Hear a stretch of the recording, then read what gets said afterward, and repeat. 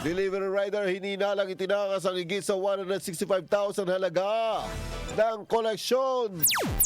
Isang delivery rider ang maharap sa kasong qualified theft nang hindi ito makapag-remit cash on delivery collection ng cash on delivery collection na nagkakalaga ng 165,258.13 or 165,258 pesos and 13 centavos sa kanilang opisina.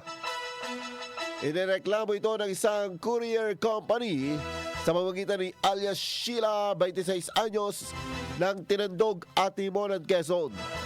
Kinilala ng San Francisco Municipal Police Station personnel ang suspect na si alias Norman ng Barangay Poblasyon ng nasabing bayan.